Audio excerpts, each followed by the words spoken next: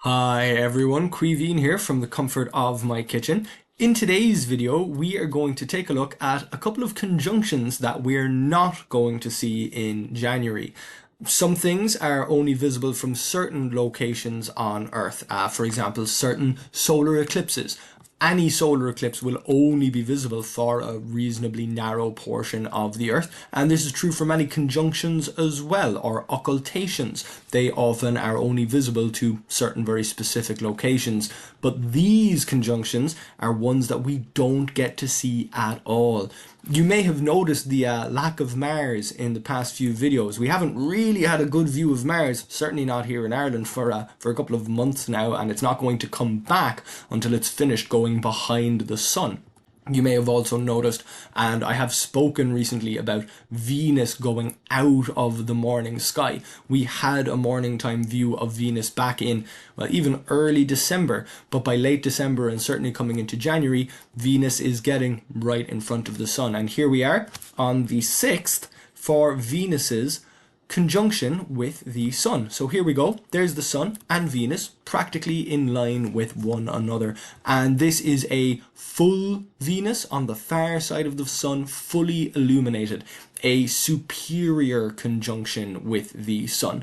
We do have inferior conjunctions as well when planets come in front of the sun. That can only happen with planets like Venus and Mercury that can be between us and the sun, that are closer to us and the sun. For planets like Mars, they have opposition when they're directly behind us, just like Jupiter on the 10th. But here we are on the 9th of January, and here is Mars's superior conjunction when it's directly in line with the sun, and therefore invisible from the Earth. And we can see Mars there, fully illuminated, a nice view of its south pole here, and this Syrtis region, this dark region of Mars. So Mars is directly behind the sun on the 9th, invisible to us. Venus is directly behind the sun on the 6th, also invisible to us. And we can see here, around the 7th and the 8th, those two planets are quite close together in the sky, both equally invisible to us. Just earlier this year, we had a phenomenon of Venus visible really all night long, or at least visible in the morning and in the evening at sunset and sunrise, because Venus appeared to be above the sun from our perspective. Venus isn't quite far enough below the sun here for that to be achievable in the southern hemisphere. I don't think Venus or Mars are going to be visible to the southern hemisphere as the sun is going down. They're not quite far enough away from the sun in the sky. They would more than likely be blotted out by the light of the sunset. So this is an interesting counterpart to our opposition of Jupiter and the conjunctions that we would normally see in the sky when things come close together. Of course, for example, the conjunction that we're getting in early January between the Moon, Jupiter, and Pollux. If we turn around, of course, we're looking at things during the day, so nothing is going to be where I expect it to be. Jupiter is close to opposition, so that means it has to be rising about the time the sun is setting. There we go. There's Jupiter, there's Pollux, and if we mess around with the dates a little bit, there we go. On the 4th, there's our conjunction of Jupiter, the Moon, and Pollux. So Jupiter, the Moon, and Pollux are in conjunction. They're all visible pretty much in a straight line, and Jupiter here is behind the Moon. Pollux is then even further behind Jupiter, but they're not in a straight line. We can still see all of them. So it's not the same as an occultation, but that can happen with the superior conjunction of planets and the sun. Occasionally, when a planet is at superior conjunction, it will be directly behind the sun and completely blocked from our view. So in order to catch one of those, we're going to have to go through quite a bit of time to get one of the planets all the way back around. There's a good chance it's going to be Venus, simply because Venus's orbit is so much shorter than the orbit of, for example, Mars. But here we go, Jupiter. That is Jupiter. Here we are looking at the 24th of the 6th, 2025. So looking a good few months back in time. But Jupiter there is directly behind the sun. We can't see it at all. So this is roughly 6 months before the opposition, because Jupiter's motion around the sun is so slow. Where we see Jupiter in the sky relative to the sun really depends on our motion around the sun. So there's roughly one of our years between every Jupiter opposition. So there is about half a year between the superior conjunction with the sun and Jupiter's opposition. Again, it's half of the distance. But, well, we can't see Jupiter there at all. It's completely, perfectly behind the sun. We'll come all the way back around to the superior conjunctions that are technically a little bit more visible. Oh, there's Regulus zooming past. I was wondering what was crossing by so close to the crown of the sun. These superior conjunctions are at least more potentially visible than the superior conjunctions where things perfectly line up. So here we go, Venus and Mars coming back into view. I think somewhere around these dates would be the best opportunity to potentially see Mars all through the night, or at least at sunset and at sunrise. It doesn't look like we're going to be able to do the same with Venus. We were able to do that with Venus because it was north of the sun, so invisible to those in the southern hemisphere. Similarly, if Mars is going to be visible above the horizon at sunset, it's only going to be visible in the southern hemisphere because we're seeing it south of the sun from our perspective here. So here we go. There's the sun, there's Mars, there's Venus, and we are, looking at the middle of the day. We are in the southern hemisphere, but we're so much closer to the equator. I don't think it's going to work. Just to give ourselves the best possible opportunity, we'll go with a completely flat zero horizon so that there's nothing at all in the way. And, well, there is Venus and Mars. They are technically above the horizon while the sun is below the horizon, but we can see there it is barely, and definitely more so for Venus than it is for Mars.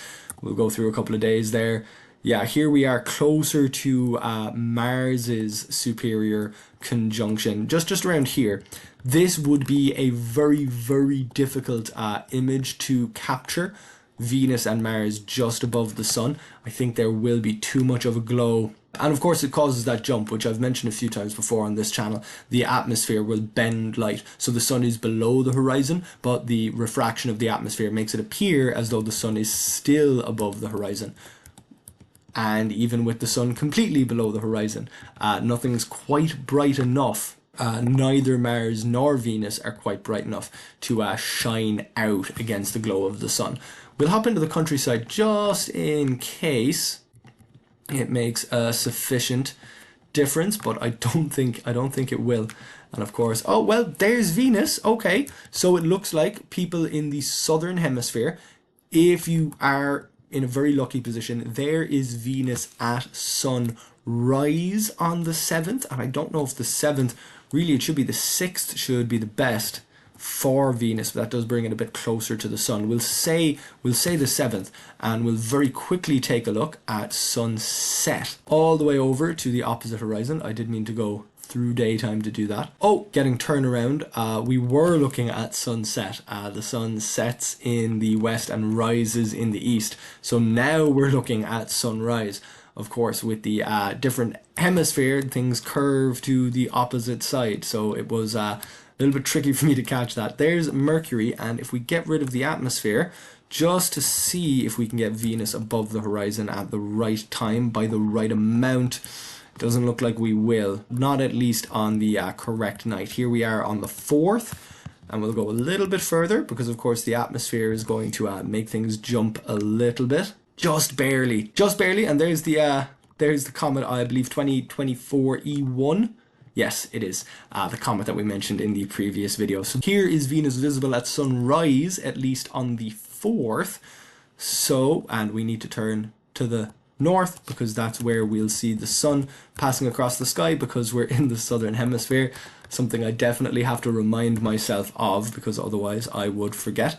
We'll take a closer look in here. I think we missed it. We got the sun too low under the horizon already, so we'll need to bring it back up just a little bit. There's the sun. Unfortunately, I don't believe there's any sign of Venus there, even though it would be Well, there's Mars. Venus, I guess, is too close to the sun this time. Yeah, just going down, just at the wrong angle. But it looks like around these nights in the southern hemisphere, you'll be able to see very, very close to Venus's superior conjunction when it's on the opposite side of the sun. And you'll be able to see it approaching this superior conjunction by catching it in one side of the sun as it rises, and then on the opposite side of the sun as the sun sets, within a few days of each other. Here in Ireland, both of these planets are going to appear as though they are under the sun in the sky when they reach these particular conjunctions. So these are conjunctions, when they're perfect conjunctions, they really are conjunctions that we never see. We can see that this one is a little imperfect, but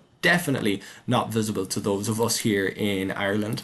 I hope that maybe if you're in the southern hemisphere, you get to see Venus close to this kind of conjunction, but no matter what hope I give, these kinds of conjunctions are invisible to us here on Earth, so I hope you at least enjoyed watching this video about them. If you did enjoy this video, please do like it. If you like this kind of content, then please subscribe to my YouTube channel. If you'd like to read some of this information written down, you can do so on my website, queevinscontent.ie.